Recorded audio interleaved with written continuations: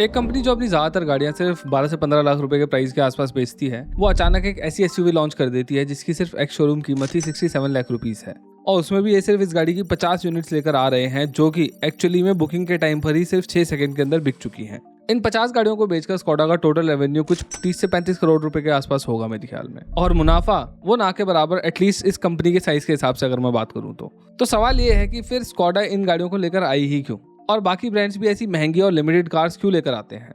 इसका आंसर है ये टर्म, यानी कि हेलो कार्स। टोयोटा इंडिया में अपनी भारी भरकम लैंड क्रूजर बेचती है, ये स्पेसशिप नुमा वैन लेकर आती है और बीच बीच में प्राडो जैसी बड़ी एसयूवीज को भी बेचती है, जो उनका रेगुलर इनोवा और हाई राइडर खरीदने वाला ग्राहक नहीं खरीद सकता है। लेकिन जब ऐसे ही ग्राहक इनकी ग्लांजा खरीदने जाते हैं, तब वो एक ऐसे ब्रांड से जरूर जुड़ाव महसूस करते हैं जो कि इन दैत्याकार और महंगी कार्स को बनाता है। और ये भी एक बड़ा रीजन है कि टोयोटा की मार्केट वैल्यू इतनी ज्यादा है भारत में कि लोग मारुति ग्रैंड विटारा को छोड़कर हाई राइडर खरीदते हैं, जबकि दोनों गाड़ियां ऑलमोस्ट सेम है। और ऐसे ही कुछ हमारे को स्कोडा के साथ भी देखने को मिलता है। स्कोडा अपनी ऑक्टाविया, सुपर और कोडियक जैसी गाड़ियां इंडिया के अंदर लाते रहते हैं, और मौका मिलते ही वो अपनी सबसे कीमती वीआरएस गाड़ियों को भी इंडिया में लाते हैं। और इन्हीं गाड़ियों का ये जो विराट व्यक्तित्व है, इसकी वजह से इनके छोटे भाई बहनों की सेल्स भी ठीक ठाक हो जाती हैं। और इसी की वजह से मार्केट के अंदर ये चर्चा भी है कि स्कोडा की छोटी गाड़ियों तक की ब्रांड वैल्यू मारुति और टाटा से थोड़ी सी ज्यादा है। और इसीलिए इस वीडियो का मुद्दा भी यही है कि साइड से देखने पर ये लैंड यार्ड जैसी दिखने वाली गाड़ी स्कोडा की ब्रांड वैल्यू को नई ऊंचाइयों पर पहुंचा पाएगी। जानते हैं इस डीकोड वीडियो में। इस वीडियो में हम काफी ज्यादा डीप बातें करने वाले हैं, तो वीडियो को पूरा देखना, स्किप मत करना कहीं से। गाड़ी आपके सामने है और देखकर लगता है कि ये रेगुलर पहियों पर चलने वाले डब्बों से कुछ ज्यादा ही स्पेशल है। फ्रंट से अगर आप देखोगे तो ये गाड़ी काफी ज्यादा एग्रेशन के साथ दिखाई देती है। रेयर क्वार्टर ग्लास को इस तरीके से ऐड किया गया है कि गाड़ी पीछे की तरफ से काफी ज्यादा मस्कुलर लगती है। लेकिन जो चीज इस गाड़ी को सबसे ज्यादा डिस्टिंक्टिव बनाती है वो है इस गाड़ी की लंबाई। एक बार फॉर्च्यूनर को देखो और अब इसे। फॉर्च्यूनर की जो लेंथ है वो है 4795 mm की, वहीं कोडियक वीआरएस की है 4761 mm की, यानी कि फॉर्च्यूनर से 34 mm कम है। लेकिन फिर भी इस गाड़ी को साइड से देखने पर ऐसा लगता है कि शायद से फॉर्च्यूनर से भी काफी लंबी है, और ऐसा मुझे कई और लोगों ने भी बोला, सिर्फ मुझे ही नहीं लगता है ऐसा। तो ऐसा क्यों आखिर? मेरे हिसाब से ऐसा इसलिए है क्योंकि इस गाड़ी की जो लंबाई है वो ऑलमोस्ट फॉर्च्यूनर के बराबर है बेशक, लेकिन जो इसकी ऊंचाई है वो काफी कम है उस गाड़ी से। इस गाड़ी की हाइट 1682 mm की है, वहीं पर हुंडई की जो वेन्यू है उसकी हाइट है 1665 mm की, यानी कि इस गाड़ी की हाइट में और एक B2 सेगमेंट की क्रॉसओवर की हाइट में सिर्फ आधे इंच का फर्क है, यानी कि बहुत ही कम फर्क है। सिर्फ इतना सा फर्क है कि आप देखकर ये नहीं बता सकते कि इन दोनों में से ऊंची कौन सी है। वहीं फॉर्च्यूनर की हाइट है 1835 mm की, यानी कि इस गाड़ी की हाइट कोडियक से 7 से 8 इंच ऊंची है। और यही रीजन है कि हालांकि कोडियक फॉर्च्यूनर से लंबाई में थोड़ी सी कम है, लेकिन उसके मुकाबले ज्यादा लंबी दिखाई देती है क्योंकि इसकी जो हाइट है वो कम है, जिसकी वजह से जो इसकी लंबाई है वो और ज्यादा हाईलाइट होती है। इसे ऐसे इमेजिन करिए कि एक 6 फीट का 150 किलो का आदमी है और एक 65 किलो का।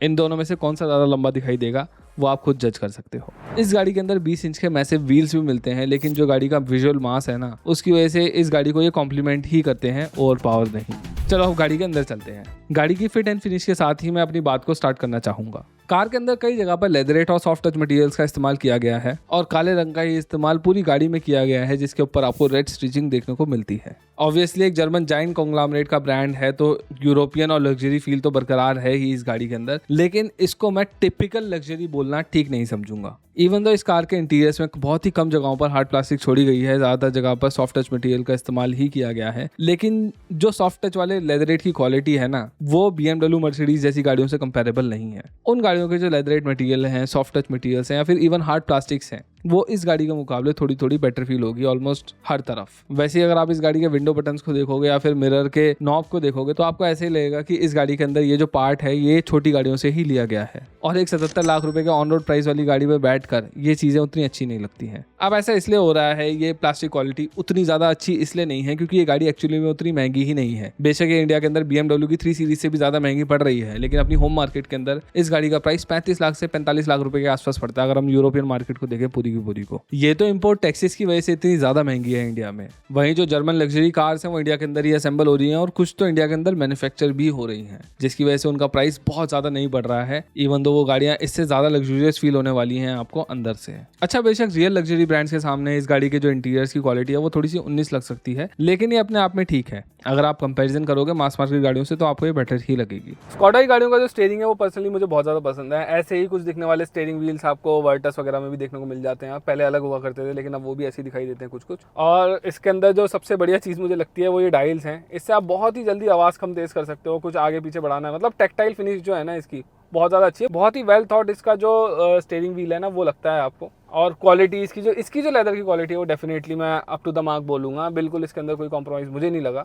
बाकी जो इसकी स्क्रीन है वो भी मुझे बहुत ज़्यादा पसंद आई है। एक चीज़ स्कॉडा ने मैं बोलूँगा स्मार्ट भी करी है, थोड़ी सी कॉम्प्लिकेट भी कर दी है, शायद कर नहीं सकते थे इसके अलावा वो कुछ और। ये जो बटन है ना यही आपके कई सारे कंट्रोल्स को यूज़ करता है, जैसे एयर कॉन पे आ गया अब ये वॉल्यूम भी कर रहा है, ये ड्राइविंग प्रोफाइल पे भी आ गया। तो आपको ना थोड़ा सा यूज टू होना पड़ेगा, लेकिन मेरे को जहाँ तक समझ आता है कि लोग ज़्यादातर इसको सिर्फ एयर कॉन के लिए यूज़ करेंगे। म्यूजिक के लिए तो क्योंकि आप यहाँ से भी अप डाउन कर सकते हो, यहाँ से चेंज भी कर सकते हो, तो ये वाली चीज़ यहाँ से तो मेजरली लोग यूज़ करेंगे नहीं, और ड्राइविंग प्रोफाइल बदलने के लिए यूज़ करेंगे। तो दो चीज़ों के लिए आपको आदत पड़ जाएगी, लेकिन अपने आप में ये बहुत ही ज़्यादा वेल थॉट तरीके से पुटअप करा गया है। जो टेक्टाइल फील है इनकी, एकदम से आप आवाज़ कम तेज़ कर सकते हो। जो फिनिश है इसकी इन बटन्स की है तो प्लास्टिक के, लेकिन मेटल फिनिश के साथ आते हैं। जो फील है, मतलब जो अर्गोनॉमिक्स का ध्यान रखते हुए इसको बनाया गया, मुझसे मैं खुश हूँ। इवन दो इतनी बड़ी स्क्रीन दी है इन्होंने, लेकिन उसके बावजूद भी यहाँ पर आपको प्रॉपर बटन्स एंड डायल्स का कॉम्बो दिया है। यहाँ पर भी आपको बटन्स एंड डायल्स प्रॉपर दिए गए हैं। मैं इस चीज़ से काफ़ी ज़्यादा खुश हूँ। जनरली ये गाड़ी अर्गोनॉमिकली काफ़ी ज़्यादा सॉर्टेड है। स्कॉडा की इस गाड़ी के अर्गोनॉमिक्स ना उनकी मास मार्केट कार से भी ज़्यादा बेटर लगे मुझे एक्चुअली। इवन जो स्टीयरिंग व्हील्स पर स्टैक्स है ना वो भी अर्गोनॉमिकली सॉर्टेड है, लेकिन जर्मन्स आर जर्मन्स, चीज़ें उल्टी साइड लगा रखी हैं, यानी कि वाइपर और इंडिकेटर के जो स्टैक्स हैं वो उल्टी साइड है। और टिपिकल गियर नॉब की जगह इन्होंने स्टीयरिंग व्हील के साथ में ही एक स्टैक अटैच कर दिया है जो कि गियर बदलने में आपको हेल्प करता है। और इसकी आदत डलने में भाई आपको थोड़ा टाइम लगने वाला है, और अगर इसकी आदत लग गई तो बाकी गाड़ियों की आदत आपको नहीं लग पाएगी, क्योंकि ये ना अगेन अर्गोनॉमिकली और भी ज़्यादा सॉर्टेड फील होता है। गाड़ी की जो सीट्स है उनका कंफर्ट काफ़ी ज़्यादा अच्छा है, आपको अच्छी तरीके से होल्ड करती है। सेकंड रो में आपको स्पेस ठीक ठाक मिलेगा, लेकिन इस गाड़ी के अंदर थर्ड रो भी मिलती है, और अगर मैं उसके अंदर स्पेस की बात करूं तो मेरे जैसे 5 फुट 11 इंच के इंसान के लिए ये थर्ड रो नहीं है। ये गाड़ी सिर्फ एक 5+2 सीटर ही है, यानी कि जो लास्ट की रो है उसमें आप छोटे बच्चों को ही बिठा सकते हो। सिर्फ बच्चों की बात नहीं कर रहा, आप सिर्फ छोटे बच्चों को ही ठीक से कंफर्टेबली यहाँ पर बिठा सकते हो लॉन्ग जर्नीज पे। बाकी सीट्स को डाउन करने के बाद जो आपको मैसिव बूट मिलता है ना वो जरूर आपको खुश कर देगा। चलो इधर उधर की बातें तो बहुत हो गई हैं, अब बात करते हैं इसकी रियल स्ट्रेंथ की, यानी कि इसके इंजन की परफॉर्मेंस की। इस गाड़ी के हुड के अंदर आपको मिलता है 2 लीटर का TSI टर्बो पेट्रोल इंजन, जिसका जो कोड नेम है वो है E8888 EVO 4 इंजन। ये वही इंजन है जो आपको ऑक्टाविया VRS के अंदर भी मिलता है, और यही बिल्कुल सेम इंजन हमें रेगुलर कोडियक के अंदर भी देखने को मिलता है,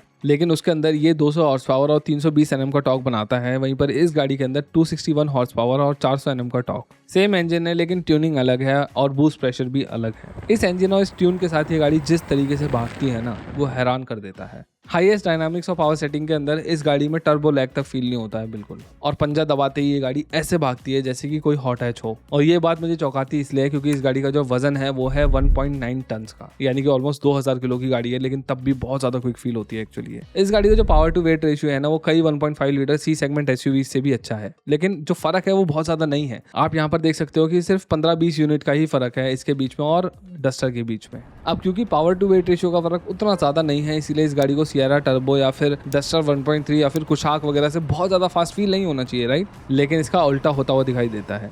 ये गाड़ी 0 to 100 सिर्फ 6.3 सेकंड में करती है, वहीं पर ज़्यादातर टर्बो वाली C सेगमेंट SUV 10 से 11 सेकंड लगा देती हैं, यानी कि जो फ़र्क है वो बहुत ज़्यादा बड़ा है। ये इतना अच्छा परफॉर्म इसलिए भी करती है क्योंकि जो इसके इंजेक्टर्स हैं वो 350 बार्स के प्रेशर पे इंजेक्ट करते हैं फ्यूल को। वहीं पर जो ज़्यादातर C सेगमेंट वाली SUVs होती हैं टर्बो वाली, यानी कि या फिर जो बाकी और भी GDI कार्स हैं वो सिर्फ 200 से 250 बार्स के आसपास पर ही फ्यूल को स्प्रे करती हैं। अब इससे फ़ायदा ये होता है 350 बार्स की वजह से कि जो एटमाइजेशन है वो और भी ज़्यादा अच्छा होता है, जिसकी वजह से गाड़ी को जो पावर है वो जल्दी मिलती है और इसकी वजह से थोड़ी सी माइलेज भी बेटर हो सकती है गाड़ी की। लेकिन इस गाड़ी को परफॉर्मेंस निकालने के लिए ही प्राइमरली ट्यून किया गया है। वैसे जो 350 बार्स का प्रेशर है ना ये टॉप टियर है, लेकिन फिर भी VW वाले अभी भी नहीं रुक रहे हैं। इन्होंने EVO 5 यानी कि इस इंजन के नए इटरेशन के अंदर 500 बार्स तक का प्रेशर हासिल कर लिया है। क्रेजी लोग हैं भाई। अगर ये जानकारी आपको पहले नहीं पता थी और मेरी वीडियो की वजह से कुछ नया आपके टाइम के अंदर ऐड हुआ है, कुछ वैल्यू ऐड हुई है, तो प्लीज यार सब्सक्राइब कर लो। 1 मिलियन से बहुत ज्यादा दूर नहीं हूँ, अगर आप लोग सब्सक्राइब करोगे तो शायद मैं जल्दी पहुंच जाऊँ।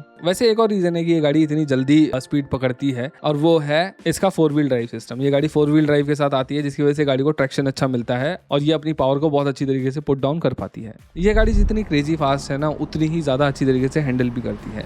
इस गाड़ी के अंदर डायनामिक चैसी कंट्रोल प्लस मिलता है, जिसमें सस्पेंशन अपने आप को एडजस्ट कर सकते हैं। आपकी सेटिंग के हिसाब से ये गाड़ी सॉफ्ट और स्टिफ हो सकती है और कार बिल्कुल एग्जैक्टली वैसा ही आपको फील करवाएगी। अगर बिल्कुल सॉफ्ट पे रखोगे तो काफ़ी ज़्यादा कंफर्टेबल फील कराएगी, और बिल्कुल हार्ड पे रखोगे तो बहुत ज़्यादा स्पोर्टी कैरेक्टर आ जाता है, काफ़ी ज़्यादा स्टिफ हो जाते हैं सस्पेंशंस। मेरे घर के पास ना एक रोड है जो बहुत ज़्यादा घुमा हुआ है, बहुत ज़्यादा कर्व्स हैं उस पर, लेकिन लेंथ बहुत ज़्यादा नहीं है, मतलब जल्दी जल्दी कर्व्स आते हैं। वहाँ पर ना ज़्यादातर गाड़ियाँ जो मैं लेके जाता हूँ 70 भी पार नहीं कर पाती है, लेकिन ये गाड़ी 100 तक को टच करती है और आपको कॉन्फिडेंस भी लूज नहीं होता है। यानी कि जो स्टिफ सस्पेंशंस हैं, जो इस गाड़ी की हाइट को कम रखा गया है डिसाइसिवली, जो इस गाड़ी का व्हील बेस है, वो सब के सब बहुत ज़्यादा हेल्प करते हैं इस गाड़ी को स्टेबल बनाने में। और इस गाड़ी के जो टायर्स हैं वो भी बिल्कुल ग्रिप नहीं होते हैं, बहुत अच्छी क्वालिटी के टायर्स हैं। ये गाड़ी जितना ज़्यादा स्टिफ होने के बाद कॉन्फिडेंस देती है, उतना ही ज़्यादा सॉफ्ट होने के बाद आपको कंफर्ट भी देती है। अपनी लोएस्ट सेटिंग्स में इस गाड़ी के सस्पेंशंस इतने ज़्यादा कंफर्टेबल हो जाते हैं कि स्कोडा VW की जो छोटी मासी कार्स है ना, वो भी इससे पीछे दिखाई देती हैं कंफर्ट के मामले में। काफ़ी इंडियन ट्यून्ड सस्पेंशंस लगते हैं, ऐसा लगता है टाटा महिंद्रा ने बनाए हैं, लेकिन जो इस गाड़ी के 20 इंच के व्हील्स हैं ना, वो कहीं ना कहीं थोड़ी बहुत शॉर्टकमिंग्स लेकर आते हैं, क्योंकि जो छोटे और ऊंचे स्पीड ब्रेकर्स होते हैं ना, वहाँ पर ये गाड़ी के सस्पेंशंस आपको जॉल्ट फील करवाते हैं। लेकिन फिर भी स्कोडा VW के खुद के स्टैंडर्ड्स के हिसाब से काफ़ी ज़्यादा सॉफ्ट हो जाते हैं अपनी सॉफ्ट वाली सेटिंग्स के अंदर, जो अच्छी चीज़ है। लेकिन हाँ, फिर आपको बॉडी के अंदर मोशन भी काफ़ी ज़्यादा बढ़ा हुआ फील होता है, तो इसीलिए आप जब लोएस्ट सस्पेंशन स्टिफनेस पर इस गाड़ी को स्पोर्ट्स मोड में चलाओगे तो आपको कॉन्फिडेंस में कमी लगेगी। तो मेरी बातों से इतना तो समझ में आया होगा कि ये गाड़ी काफ़ी ज़्यादा दमदार है और एक वर्दी हेलो कार है। लेकिन क्या ये अपने 77 लाख के विशालकाय प्राइस टैग के साथ अपनी आसपास की गाड़ियों से बेटर फील होती है? शायद पूरी तरह तो नहीं, क्योंकि इस प्राइस के आसपास ना आपको BMW, मर्सिडीज और ऑडी की कई सारी गाड़ियां मिल जाएंगी। और सिर्फ एंट्री लेवल कार्स ही नहीं, ये ब्रांड्स जिन गाड़ियों को अपनी एंट्री लेवल कार्स बोलते हैं ना, उनसे 2 या फिर 3 लेवल के ऊपर की गाड़ियां भी मिल जाती हैं। और इनमें से कई गाड़ियों की जो परफॉर्मेंस है वो VRS को मैच कर सकती है, एटलीस्ट ऑन पेपर। जैसे कि BMW की जो 330 Li M Sport आती है, उसका प्राइस 75 लाख रुपीज़ का है, और उसकी जो पावर है वो 258 bhp की पावर है और 400 Nm का टॉर्क है। क्योंकि वो सेडान है तो शायद इससे ज़्यादा बेटर फील हो डायनामिक्स के मामले में।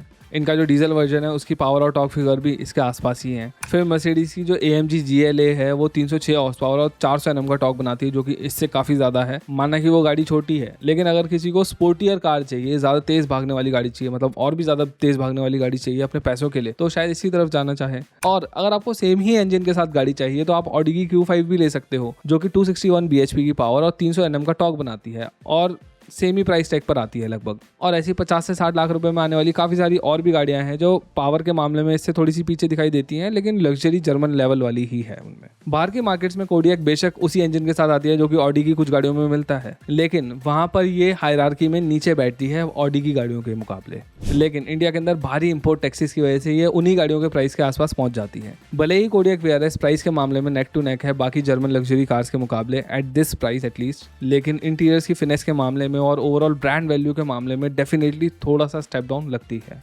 स्कोडा ने अच्छा किया है कि VRS को लिमिटेड रन के लिए ही निकाला है। इससे ये गाड़ी एक नीश कार बनी रहेगी और अपनी वैल्यू लंबे टाइम तक खोएगी नहीं।